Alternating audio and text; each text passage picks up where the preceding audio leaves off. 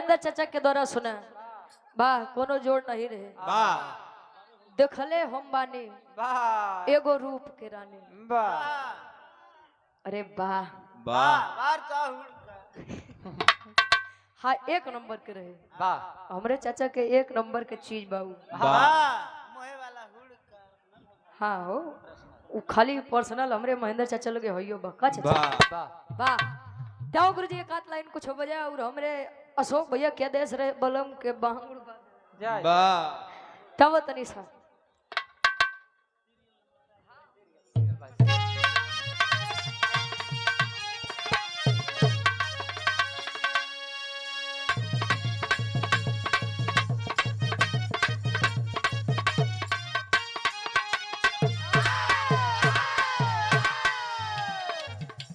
बड़ी सुंदर गीत का संकेत ये डब्लू गुरुजी करते हैं। वाह वाह रे गुरुजी। वाह वैसे ही गर्मी के मौसम में जो ना दुल्हनी के गवना चली जाए कहो गुरुजी तो जान लो दुल्हनी के ऊपर का बीते।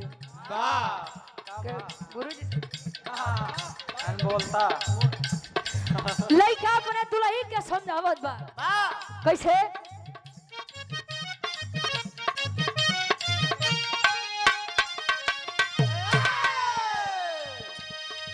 नया नया जबले बाटे जवानी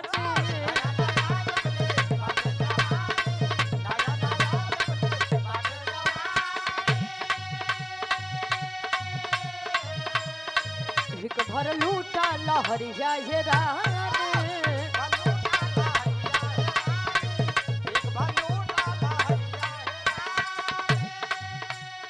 नया नया जबले बाटे जवानी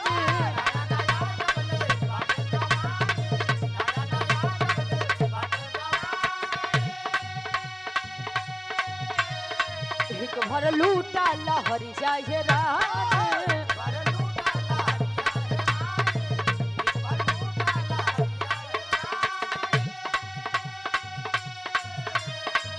चले तू वही समझावे तो दिन रात पहिरत खोलत तो दिन रात पहिरत खोलत साड़ी मन मोरा आगे भइल बा खोसत खोसत पले कमर में दागी भइल बा ए राजा जी खोसत खोसत पले कमर में दागी भइल बा ए राजा जी खोसत खोसत पले कमर में दागी भइल बा। क्या बात है लड़की बतावे आहिर बेईमाना ले जाला गवानवा ले जाला गवानवा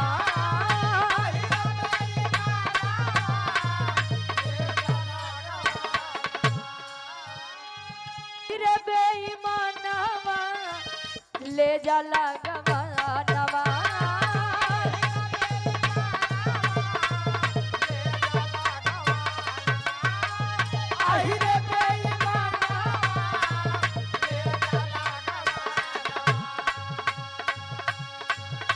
झुर झुर बहे रामा झुर झुर बहे रामा पुरबा पवनवा ले लो डब्लू गुरुजी बहे रामा पुरबा पवनवा झुर झुर बहे रामा पुरबा पवनवा आहिर बेईमानवा ले जाला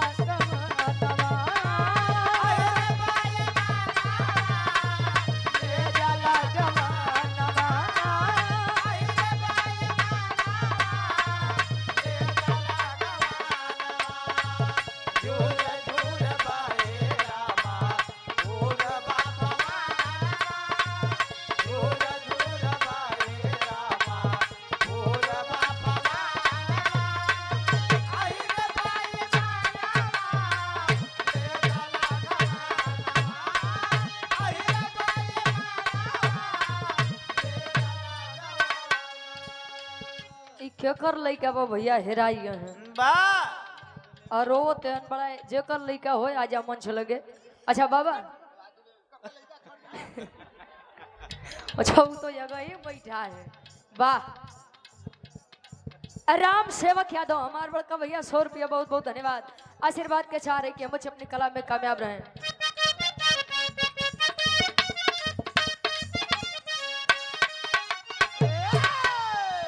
जुग जुग जियो पिया जी खुश कर दियो मोर दिया जी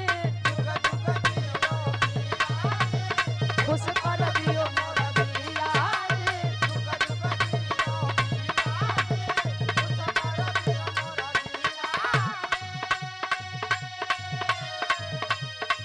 सुगनियन पढ़ावल हमर लागत से तो कर दियो जी।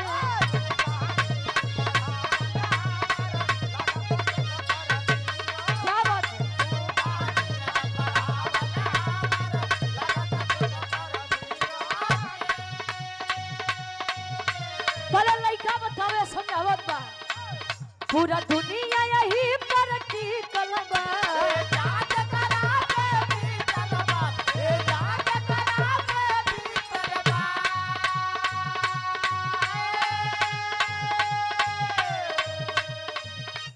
टिकल बा ए जाना जकरा कर बीतल बा इतिहास के पन्ना में लिखल बा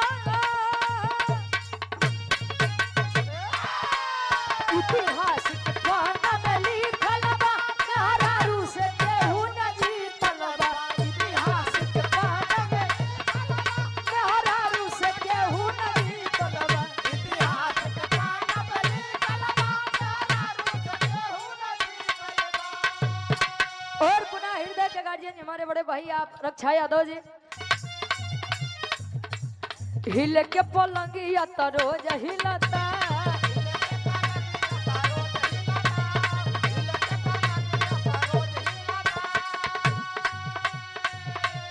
बाकी ऊ भतार में न मजा मिलता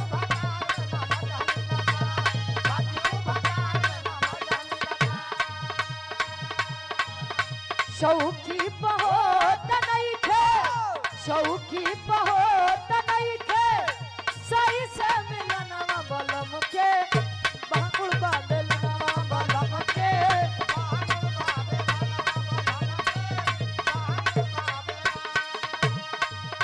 बलम के बाकुड़ बादलनवा